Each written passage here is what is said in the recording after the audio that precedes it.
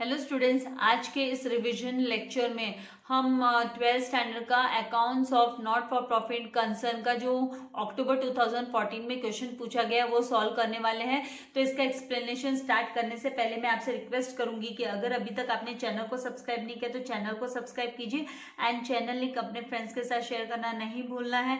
Dear students, ये है ना अक्टूबर 2014 में जो क्वेश्चन पूछा गया है नॉट फॉर प्रॉफिट कंसर्न का। तो यहाँ पे बोला कि from the following balance sheet, जो नीचे बैलेंस शीट दी गई है and receipts and payments account दिया गया है विद्या मंदिर हाई स्कूल अलीबाग का। तो आपको प्रिपेयर करना है income and expenditure account for the year ended 31 मार्च 2008 की बैलेंस शीट बनानी है। इसका मतलब जो बैलेंस शीट दी गई है यहाँ पे दिख रही है डेट हमको 2007 दिख रहा है, मतलब ये पुरानी बैलेंस शीट है एंड हमको है ना प्रिपेयर करना है। साथ ही हमको नई बैलेंस शीट भी, balance sheet as on that date मतलब 31 मार्च 2008 की बैलेंस शीट भी हमको बनानी है। तो यहाँ पर है ना जो जो यहाँ पर रिक्वायर्ड हमको बैलेंस शीट में से जो जो थिंग्स रिक्वायर्ड होंगे यहाँ पर, तो वो एडजस्टमेंट्स पे डिपेंड करेंगे। तो यहाँ पर हम एडजस्टमेंट में देखेंगे कि एडजस्टमेंट्स यहाँ पर दिखाई दे रहा है कि भाई एडजस्टमेंट में ट्यूशन फीस स्टिल रिसीवेबल, ये आउटस्टैंडिंग है। सैलरी स्टिल पेएबल आर ₹30,000, ये भी आउटस्टैंडिंग सैलरीज है। तो ये जो आउटस्टैंडिंग है इनको, ये ट्यूशन फीस आउटस्टैंडिंग है वो करंट ईयर की आउटस्टैंडिंग ट्यूशन फीस है। तो इसके अकॉर्डिंगली इसका मतलब है ना यहाँ पे ये जो ट्यूशन फीस दिया है इस पे एडजस्टमेंट आना है। हमको जो हम इनकम के अंडर में हम ट्यूशन फीस लिखेंगे, क्यों हम यहाँ पर ट्यूशन फीस को है ना, जैसे ये विद्या मंदिर हाई स्कूल है तो इसके लिए इनकम का सोर्स क्या है, तो इसके लिए इनकम का सोर्स जो है वो tuition fees and term fees source हुआ इनकम का। तो यहाँ पर जो पुरानी यहाँ पर जो बैलेंस शीट दिखाई दे रही है उसमें यहाँ पर हमको देखिए आउटस्टैंडिंग ट्यूशन फीस भी दी है। तो इसको लेकर है ना यहाँ पर आपको देखना है कि एडजस्टमेंट्स में कुछ बोला है क्या। तो यहाँ पर एडजस्टमेंट्स में इससे रिलेटेड कुछ भी नहीं है। पुराना जो यहाँ पे बैलेंस शीट में, ओल्ड बैलेंस शीट में दिखाई दे रहा है, तो काफी सारी चीजें हैं जो आपको क्रॉस चेक करनी पड़ेगी और किस तरीके से सम को सॉल्व करना है। तो ये सब मैं आपको है ना डिटेल में एक्सप्लेन करने वाली हूँ, आपको नोट डाउन कराने वाली हूँ कि कैसे आप लोगों को आपको मूव करना होगा एडजस्टमेंट्स की हेल्प से। यहाँ पर ये जो entrance fees and capital fund, ये तो लायबिलिटी साइड में नई बैलेंस शीट में भी चला जाएगा। देन यहाँ से हम है ना एसेट्स में से क्या क्या लेने वाले हैं नई बैलेंस शीट में, फर्नीचर लेंगे, लेबोरेटरी लेंगे, लाइब्रेरी लेंगे एंड हम है ना इन्वेस्टमेंट को हम है ना नई बैलेंस शीट में लिखने वाले हैं। तो ये सब हम नई बैलेंस शीट में लेंगे। और ये जो cash in hand and cash at bank है ना, ये यूज नहीं होगा, ये हमको नहीं लेना है नई बैलेंस शीट में। तो ये cash in hand and cash at bank हमको कहाँ से लेना होगा, तो ये हमको है ना ये जो रिसिप्ट्स एंड पेमेंट्स अकाउंट दिखाई दे रहा है इसमें यहाँ पे देखिए क्लोजिंग बैलेंस जो दिया हुआ है, अगर यहाँ पे ये वर्ड क्लोजिंग बैलेंस नहीं लिखा होता है तो भी हम है ना बैलेंस कैरिड डाउन वाला अमाउंट ही लेते हैं। तो यहाँ पर कैश एट बैंक, ये क्लोजिंग बैलेंस हम है ना नए बैलेंस शीट में है ना लिखने वाले हैं। जो यहाँ पर दिखाई दे रहा है 34,300 का। ये जो ओपनिंग में हमको cash in hand and cash at bank दिखाई दे रही है, ये हमको कुछ यूज आने वाला नहीं है। और इस रिसिप्ट्स एंड पेमेंट्स के हेल्प से हम लोग, जैसे यहाँ पर दिया है ट्यूशन फीस है, टर्म फीस है, देन गवर्नमेंट ग्रांट है, तो ये तीनों के तीनों जो आइटम्स है ये है ना आपके इनकम के अंडर में चले जाएंगे। एंड यहाँ पर जो डोनेशन ऑफ लाइब्रेरी बोला है तो ये हमको लायबिलिटीज के अंडर में लिखना होगा। लाइब्रेरी फंड, ये मतलब लाइब्रेरी फंड हुआ तो इसको हम है ना बैलेंस शीट में लाइब्रेरीज के अंडर में लिखेंगे। एंड इंटरेस्ट ऑन इन्वेस्टमेंट है, उसको इंटरेस्ट ऑन इन्वेस्टमेंट को हम है ना इनकम के अंडर में लिखने वाले हैं। तो ये इनकम के अंडर में आएगा। तो ट्यूशन फीस इनकम के अंडर में, टर्म्स फीस इनकम के अंडर में, गवर्नमेंट ग्रांट इनकम के अंडर में and interest on investment income के अंडर में, डोनेशन ऑफ लाइब्रेरी चला जाएगा लाइब्रेरीज में। देन पेमेंट्स के यहाँ से फर्नीचर परचेस, ये मतलब हमारा जो ओल्ड फर्नीचर दिख रहा है यहाँ पे ओल्ड बैलेंस शीट में, उसमें है ना हमको ऐड करना होगा ये फर्नीचर परचेस का हमको इफेक्ट दिखाना होगा, ये हमको ऐड करना है। देन सैलरीज है तो सैलरीज एक्सपेंसेस में चला जाएगा, रेंट एक्सपेंसेस में चला जाएगा, एक्सपेंडिचर में मतलब सन्ड्री एक्सपेंसेस एक्सपेंडिचर में जाएगा, एनुअल गैदरिंग एक्सपेंडिचर्स में चला जाएगा, इंश्योरेंस भी एक्सपेंडिचर में में चला जाएगा। तो इस तरीके से ये सारे हमको है ना आइटम्स लेने होंगे और फर्नीचर परचेज को हमको ऐड कर देना है फर्नीचर में। बाकी हमको यहाँ पर एडजस्टमेंट्स के अकॉर्डिंग में यहाँ पर जो एडजस्टमेंट्स दिए हैं तो जिसमें जैसे सैलरीज को हम इनर कॉलम में लिख लेंगे क्योंकि उस पर हमको आउटस्टैंडिंग ऐड करना होगा, फिर बाकी लायबिलिटीज में आउटस्टैंडिंग सैलरीज करके जाएगा। तो यहाँ पे एडजस्टमेंट के 2 इफेक्ट हम दिखाने वाले हैं। ट्यूशन फीस स्टिल रिसीवेबल, तो इसका भी है ना ट्यूशन फीस में ऐड करेंगे हम, ये करंट ईयर का है। एंड जो सेकेंड इसका है ना एसेट्स के अंडर में आउटस्टैंडिंग ट्यूशन फीस करके जाने वाला है। और यहाँ पे ये जो ओल्ड ट्यूशन फीस है इसको लेकर कुछ नहीं बोला है, तो इसका मतलब ये रिसीव हो गया है करके हम कंसिडर करने वाले हैं।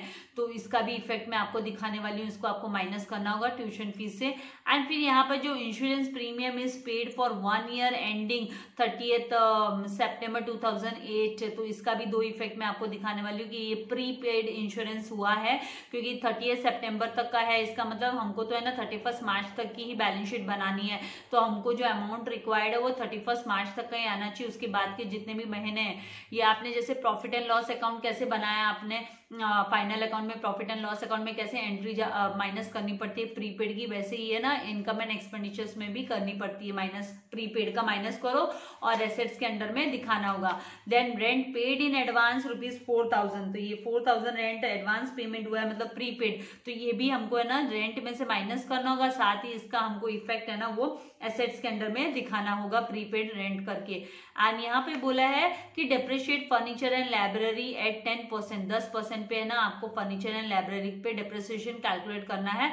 इसके बारे में और भी हमको सजेशन दिया कि depreciation to be charged on closing balances of assets. इसका मतलब हम क्या करेंगे, जो भी नए एडिशंस है, देखो फर्नीचर में नया एडिशन है, पेमेंट्स के यहाँ पे ये जो फर्नीचर परचेस दिखाई दे रहा है तो ये हमको एक्सपेंडिचर में नहीं लिखना है, ये फर्नीचर में ऐड करना है हमको। इसका मतलब नया फर्नीचर लिया हुआ है तो ऐड करने के बाद हमें उसका डेप्रिसिएशन कैलकुलेट करेंगे। तो इसीलिए ये यहाँ पे स्टेटमेंट दिया हुआ है कि depreciation to be charge on closing balances of assets. तो इस तरीके से हमको इसका मूवमेंट करना है। तो इसका जो फॉर्मेट है आप लोगों के लिए वो मैंने रेडी रखा है, तो आपको ध्यान से सुनना है, लास्ट तक आपको अटेंड करना है लेक्चर, ताकि आप लोगों को कॉन्सेप्ट अच्छे से क्लियर हो जाए। जो कल हमने सम किया था उससे थोड़ा सा ये लिटिल डिफरेंट है।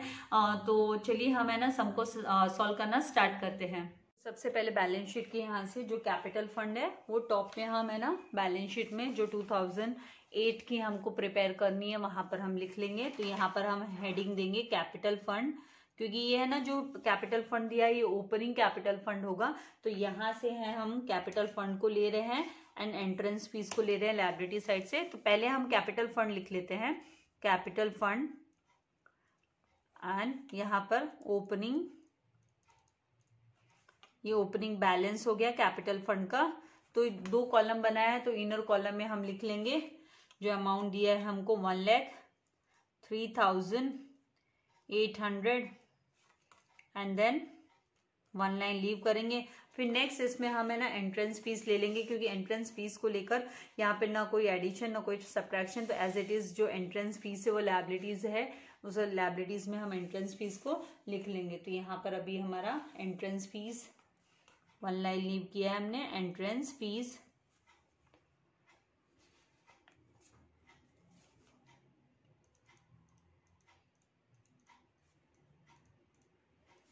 अमाउंट आउटर कॉलम में दिखा देंगे 6000।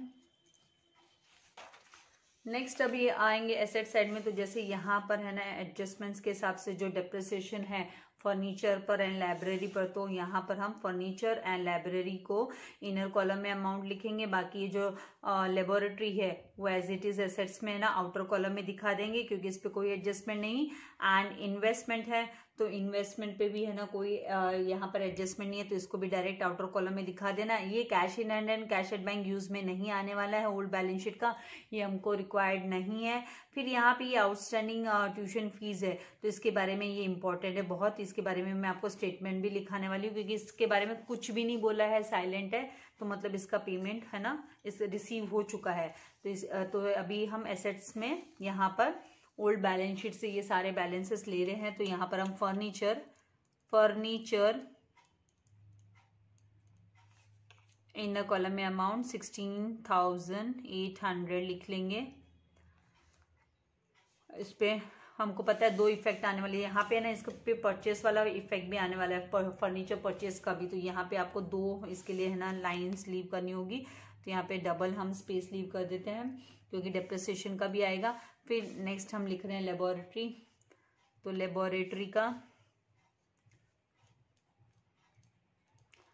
लेबोरेटरी आउटर कॉलम में अमाउंट 20,000। इसके बाद में नेक्स्ट जो है लाइब्रेरी, तो लाइब्रेरी पे भी डेप्रिसिएशन है, तो लाइब्रेरी को इनर कॉलम में लिख लेंगे। लाइब्रेरी इनर कॉलम में अमाउंट 25,000। फिर जो नेक्स्ट है इन्वेस्टमेंट, तो इन्वेस्टमेंट को भी आउटर कॉलम में दिखाना होगा। इन्वेस्टमेंट पे कोई एडजस्टमेंट नहीं है, तो यहाँ पर 40,000। यहाँ पर है ना इन्वेस्टमेंट का, यहाँ पर रिसिप्ट्स के अंडर में आप देखोगे इंटरेस्ट ऑन इन्वेस्टमेंट, ये रिसिप्ट में आ गया, मतलब ये रिसीव हो गया, इसीलिए इसको हम इनकम के अंडर में लिखने वाले हैं। तो इसका कोई आउटस्टैंडिंग वगैरह नहीं है, इसीलिए हम इन्वेस्टमेंट में इसको ऐड नहीं करते हैं। अभी ये होने के बाद में ये सब हो गया, इन्वेस्टमेंट हो गया। उसके बाद में अभी क्या बाकी रह गया, बाकी अभी ये कैश इन हैंड नहीं चाहिए, ट्यूशन फीस को हमको एडजस्ट करना है। तो इसके लिए पहले हम अभी क्या करेंगे, यहाँ पे रिसिप्ट्स के यहाँ से अभी है ना हमको क्या लेना है, रिसिप्ट्स के यहाँ से भी ये जो ओपनिंग बैलेंसेस है, cash in hand, cash at bank, ये कभी भी नहीं लेना है, नेवर टेक, कभी भी आपको ये लेना नहीं है। अगर है ना आप हम लोगों को जब है ना ओल्ड बैलेंस शीट बनानी पड़ती है कैपिटल फंड फाइंड आउट करने के लिए, अगर कैपिटल फंड नहीं दिया होता है तो ओल्ड बैलेंस शीट जब बनानी होती है कैपिटल फंड फाइंड आउट करने के लिए, वैसा सम भी हम सॉल्व करने वाले हैं।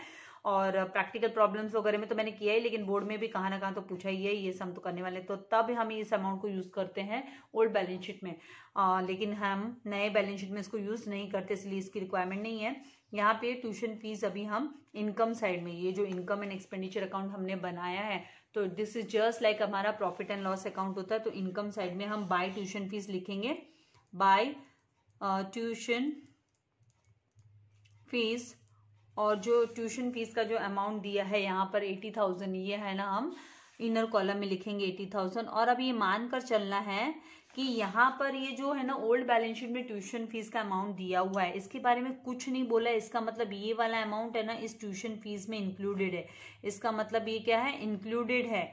तो हमको क्या करना होगा, ये लास्ट ईयर का इसमें मतलब इंक्लूडेड है, क्योंकि इसके बारे में कुछ बोला ही नहीं है, क्वेश्चन कंप्लीटली साइलेंट है। इसीलिए हम 80,000 में से माइनस करेंगे, माइनस यहाँ पर हमको माइनस करना होगा लास्ट ईयर का। हम लिखेंगे कि भाई लास्ट ईयर की जो ट्यूशन फीस है वो हम क्या करें, माइनस करें। तो minus outstanding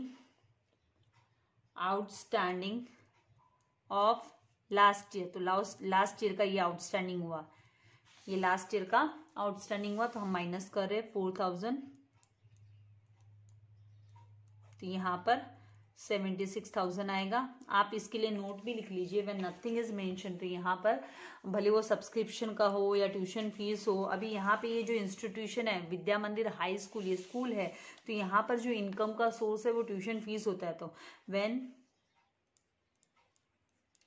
nothing is mention about last year's tuition fees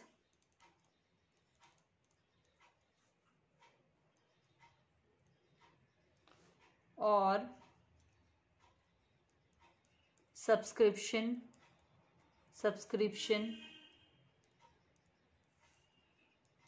then consider it as it is included in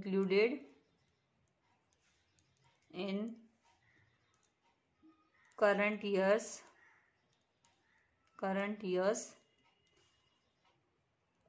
received amount। ये आपको याद रखना है। तो ऐसा होने पे क्या करना होता है, हमको ऐसा होता है तो हमको है ना जो करंट ईयर की जो अमाउंट दी है, ये ट्यूशन फीस रिसिप्ट के अंडर में जो दिया है ट्यूशन फीस 80,000, तो उसमें से हमको माइनस करना होगा आउटस्टैंडिंग लास्ट ईयर का। और फिर अभी इसको याद रखना है कि ये ना नए बैलेंस शीट में ये अमाउंट नहीं आएगा, क्योंकि इसको हमने कंसिडर कर लिया है कि ये रिसीव हो चुका है करके। फिर अभी यहाँ पे नेक्स्ट क्या दिया है, टर्म फीस। तो टर्म फीस है, ये भी इनकम के अंडर में आने वाला है। तो यहाँ पर बाय टर्म फीस,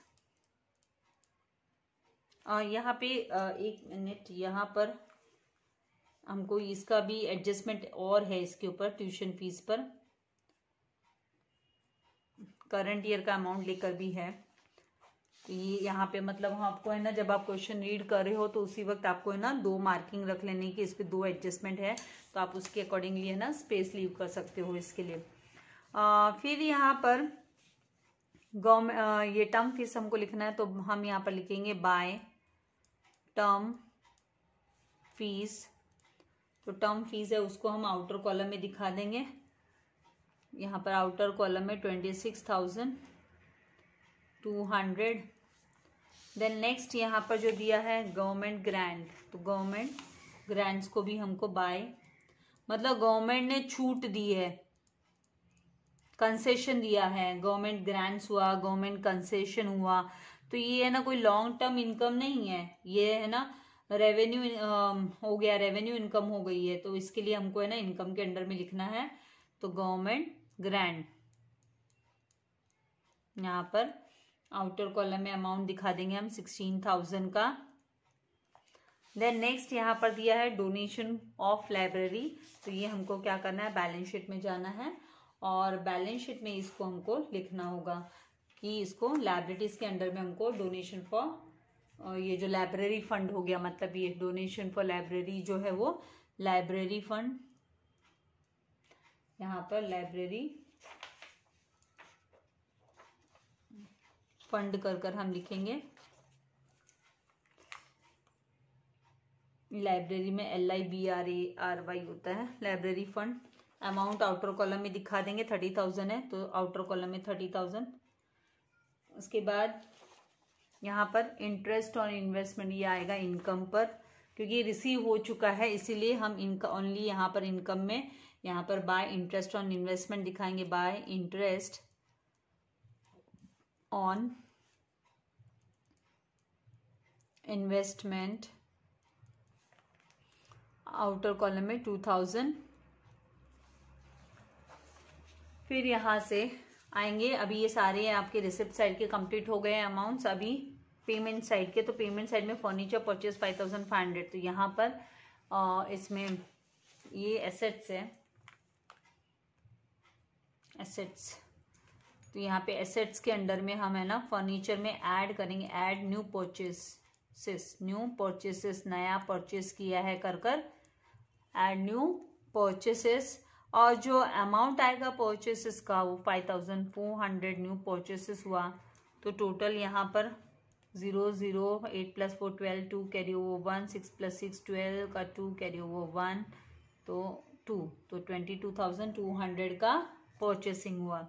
नाउ यहाँ पर नेक्स्ट जो दिया है, अब इसको हमको है ना इनकम में नहीं लिखना है, इसमें एक्सपेंडिचर में नहीं आएगा, ये एसेट में आया।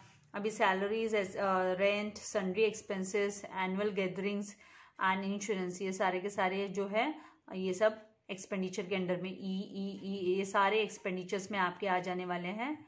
एंड ये जो लास्ट में कैश एट बैंक है वो हमको एसेट्स में लिखना है। तो ये एसेट्स में लिख लेते हैं, कैश एट बैंक इमीडिएटली यहाँ पे बाकी सारा हमको एक्सपेंडिचर में लिखना है। तो जैसे आपको कन्वीनियंट लगे वैसे आप है ना लिख सकते हैं।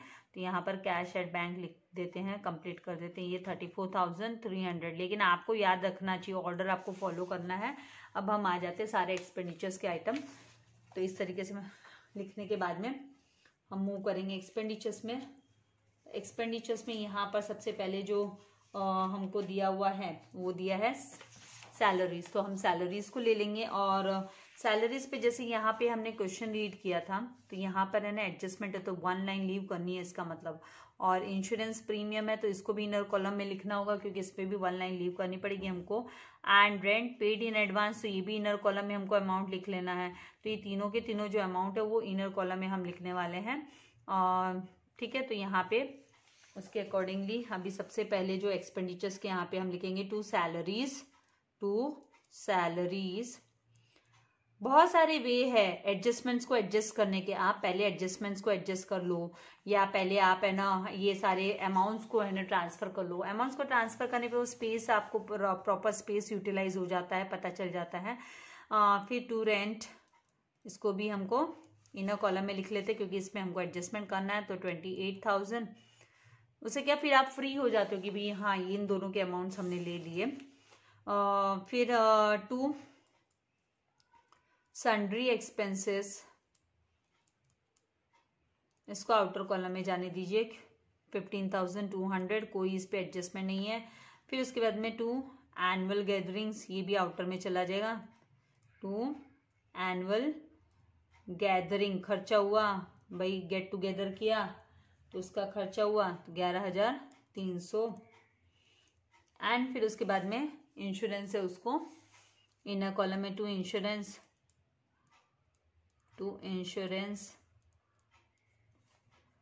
4,000 एंड 1 लाइन लीव करना है।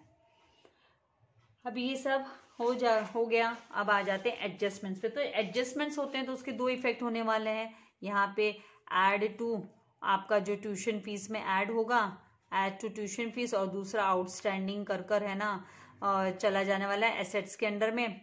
तो ये एसेट्स के अंडर में चला जाएगा। फिर सैलरीज का भी ऐसे ही है कि ऐड टू सैलरी, सैलरी में ऐड करो, एंड फिर है ना लायबिलिटीज के अंडर में चला जाएगा यहाँ पर आउटस्टैंडिंग कर। और फिर यहाँ पे जो प्रीपेड वाला है, तो प्रीपेड में है ना आप माइनस करते हैं। प्रीपेड में हम क्या करते हैं, माइनस करते हैं। तो ये तो सेम आपका जो है ना फाइनल अकाउंट का रूल है वो ही है, minus from insurance and assets में चला जाएगा ये।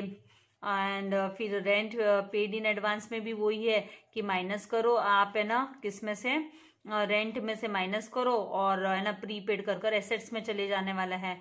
और डेप्रिसिएशन लाइब्रेरी एंड फर्नीचर में फाइनल उस पर करना है आपको, तो माइनस फ्रॉम एसेट्स, एसेट्स में से माइनस करो रेस्पेक्टिव एसेट्स में से, एंड फिर आपको है ना एक्सपेंडिचर्स के अंदर में उसका इफेक्ट दिखाना है। तो इस तरीके से आपको करने हैं ये एडजस्टमेंट्स।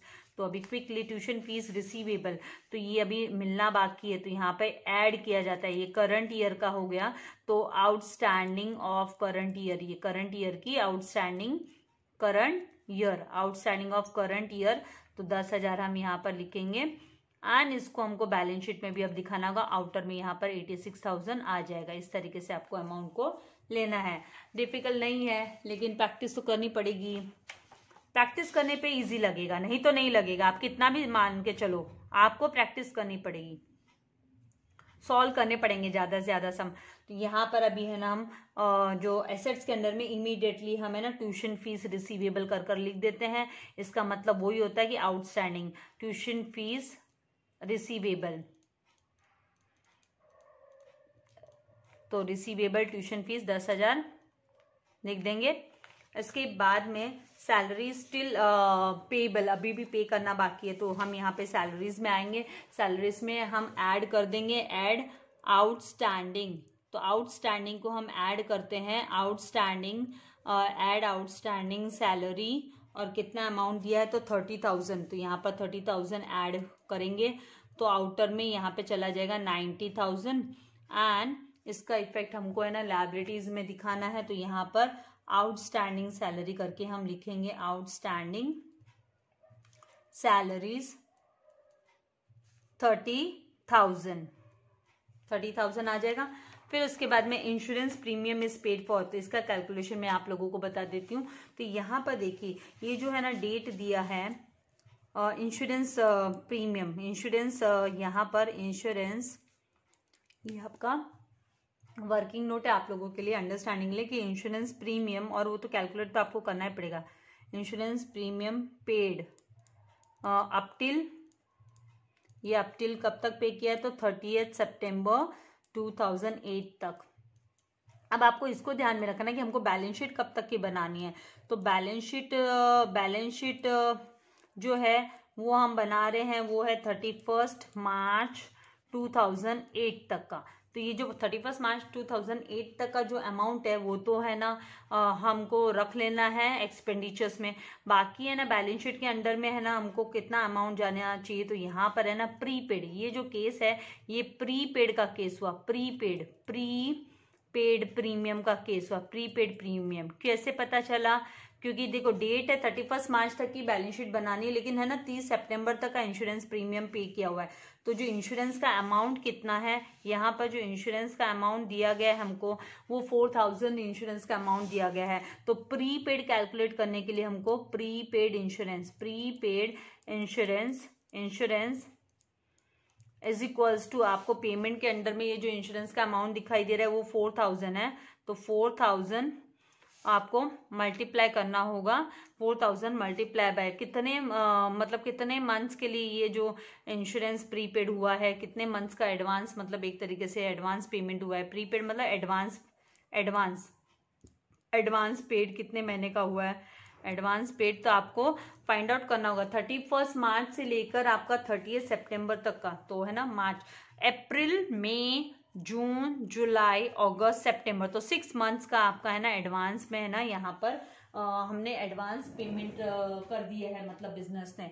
तो 6 मंथ्स का एडवांस पेमेंट है, तो उसके अकॉर्डिंगली फिर है ना आपको देखना है कि ये जो 4000 है ये इसका ये मतलब आपका इसका आपको हाफ करना होगा, क्योंकि 4000 जो है 4000 है वो पूरे एक इसका है, एक पूरे 4000 जो है पूरे एक साल का है, ये 1 ईयर के लिए है। तो 6 महीना एडवांस बात चल रही, तो आप है ना हाँ डिवाइड बाय इसको क्या करोगे, हाफ ईयर डिवाइड बाय करते हो, या फिर आप है ना इसको करोगे कि 6 बाई इसको बेटर है या तो आधा कर दो, क्योंकि है ना पेड इन एडवांस आधा करोगे तो ज़्यादा इजी हो जाएगा, आपको कंफर्टेबल हो जाएगा। नहीं तो इसका जो फॉर्मूला होता है मल्टीप्लाई बाय 6/12 होता है, मल्टीप्लाई बाय 6/12। तो यहाँ पर या तो मल्टीप्लाई बाय 6/12 करके कर सकते हो, तो भी आपको अमाउंट है वो 2000 आने वाला है। ये देखो 4000 मल्टीप्लाई बाय 6/12 करोगे तो भी आपका वही अमाउंट आने वाला है, क्योंकि 6 4 कितना होता है 24, तो 24,000/12 करेंगे तो 2000। तो आप या तो हाफ ईयर का निकालो, हाफ ईयर का निकालने के लिए मतलब 4000 डिवाइड बाय 2 कर दो, आधा आधा कर दो। तो यहाँ पे प्रीपेड 2000 है, तो ये है प्रीपेड। इसको हमको क्या करना होगा, एडवांस में इंश्योरेंस पे किया है, तो मतलब इंश्योरेंस में से हम माइनस प्रीपेड करेंगे, माइनस प्रीपेड 2000, आउटर में यहाँ पे चला जाएगा 2000। और ये जो प्रीपेड है ये है ना आपको एसेट्स के अंडर में, क्योंकि अब फ्यूचर में एटलीस्ट इतना आपको पे नहीं करना है। तो प्रीपेड जो पेमेंट होता है वो एसेट्स में जाता है, एंड आउटस्टैंडिंग जो रिसीवेबल होता है वो भी एसेट्स में आता है। तो प्रीपेड यहाँ पर इंश्योरेंस पेमेंट जो प्रीपेड है वो एसेट्स में आएगा, एंड जो रिसीव होने वाला है वो भी एसेट्स में आएगा, जो अभी तक रिसीव नहीं हुआ है, एक्रूड इनकम है। तो इस तरीके से 2000 यहाँ लिख देंगे। फिर नेक्स्ट यहाँ पर जो है वो दिया है रेंट पेड इन एडवांस, 4000 का रेंट एडवांस में पेमेंट किया, तो माइनस कर दो 4000। तो यहाँ पर हम क्या करेंगे, एडवांस जो पेमेंट किया है 4000 वो यहाँ से जो रेंट का अमाउंट दिखाई दे रहा है हमको माइनस यहाँ पर एडवांस प्रीपेड, इसके लिए भी हम प्रीपेड वर्ड यूज कर लेते, प्रीपेड रेंट 4000 का प्रीपेड हुआ है, माइनस किया तो यहाँ पर आ जाएगा 24,000। एंड ये 4000 हमको कहाँ लेना है, तो ये 4000 हमको प्रीपेड रेंट करके हमको एसेट्स के अंडर में ले लेना है। तो प्रीपेड रेंट 4000, क्योंकि एडवांस में पेमेंट कर दिया। अब नेक्स्ट हम मूव कर रहे हैं भाई डेप्रिसिएशन को लेकर। तो डेप्रिसिएशन का 10% कैलकुलेट करना है आपको फर्नीचर पे। तो आपको और यहाँ पे आपको क्लियरली है ना आपको बोला है, मेंशन किया कि क्लोजिंग बैलेंसेस ऑफ एसेट्स, इसका मतलब है ना आपको लाइब्रेरी एंड फर्नीचर की क्लोजिंग बैलेंस, इसका क्लोजिंग बैलेंस फर्नीचर का क्या होगा 22,200 रुपया। तो फर्नीचर पे depreciation on furniture is equals to 22,200 multiply by आपको 10/100 लेना है, फिर मल्टीप्लाई बाय आपको पूरे 1 ईयर का लेना है, तो 1 ईयर मल्टीप्लाई बाय 1 ईयर।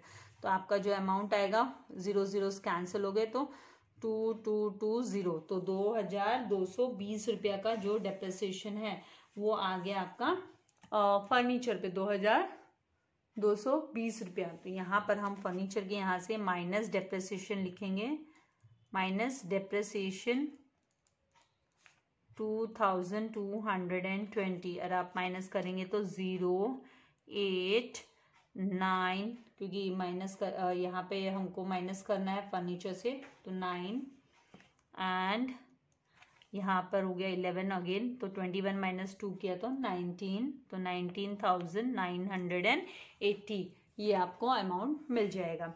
अब ये डेप्रिसिएशन हमको इमीडिएटली है ना एक्सपेंडिचर्स के अंडर में रिकॉर्ड कर लेना है। तो 2 डेप्रिसिएशन ऑन फर्नीचर,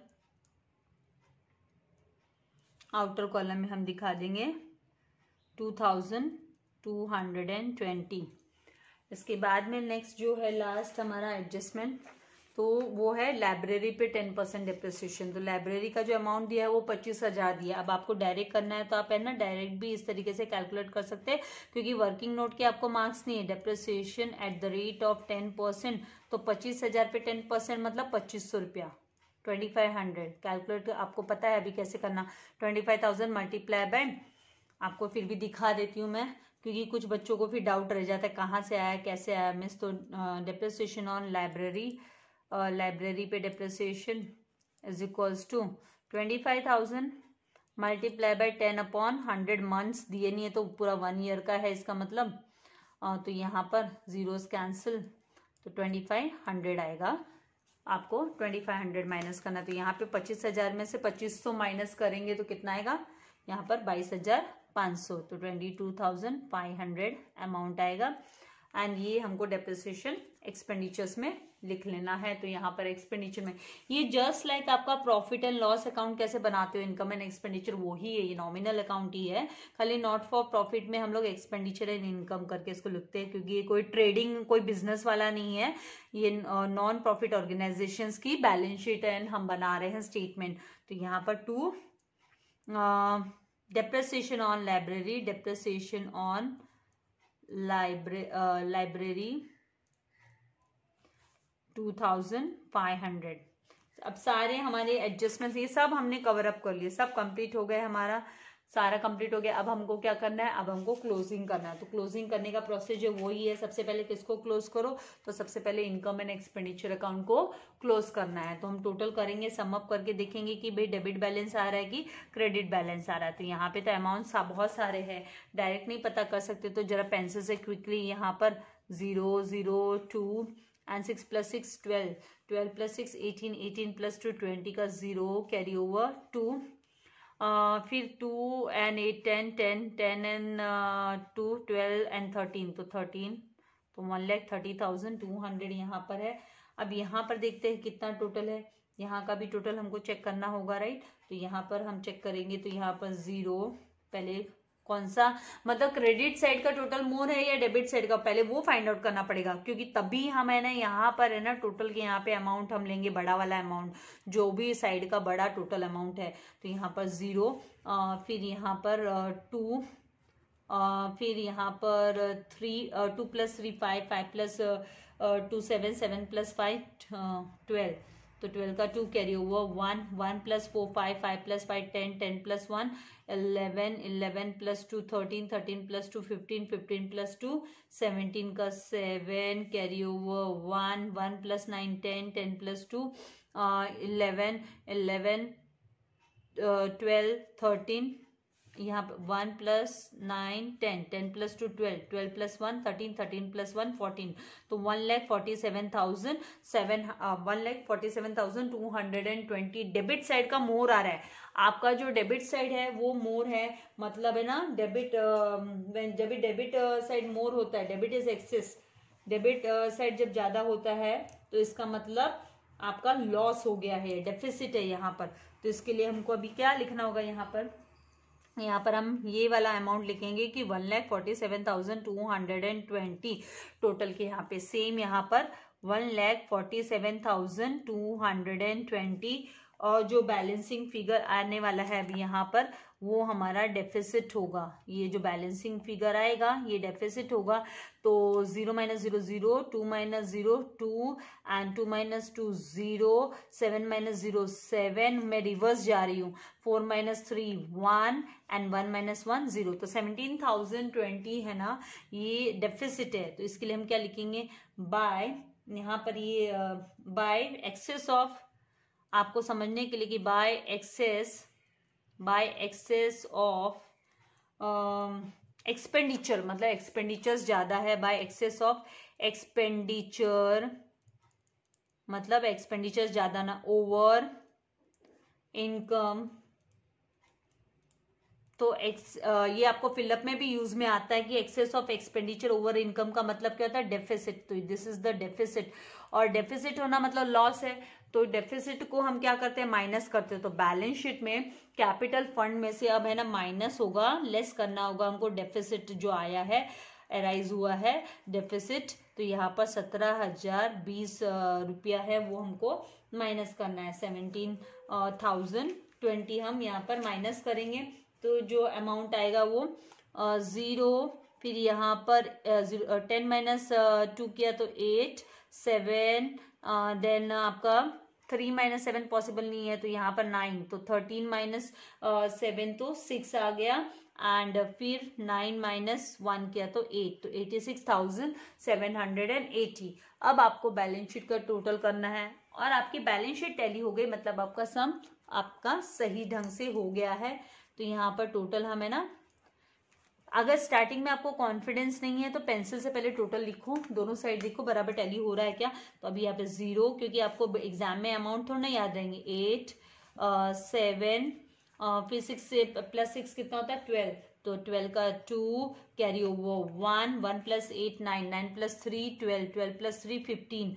तो 1,52,780। सेम यहाँ पर 1,52,780 आना चाहिए। अगर नहीं आया तो मतलब गड़बड़ है, तो 0, फिर यहाँ पर 8, यहाँ पर 9 प्लस 5 14, 14 प्लस 3 17 का 7, carry over 1, 1 plus 9 10, 10 plus 2 12, 12 plus 4 16, 16 plus 2 18, 18 plus 4 22 का 2, carry over 2, 2 plus 1 3, 3, 3 plus 2 5, 5 plus 2 7, 7 plus 4 11, 11 plus 3 14, 14 plus 1 15।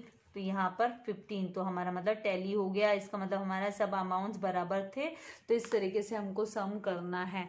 तो आई होप आपको कॉन्सेप्ट क्लियर हो गया है, डिफिकल्टी आपको नहीं अराइज होगी। आप जितनी ज़्यादा प्रैक्टिस करोगे, आपको चाहिए तो आप इसके स्क्रीनशॉट ले सकते हैं, लेकिन प्रैक्टिस करना नहीं भूलना है।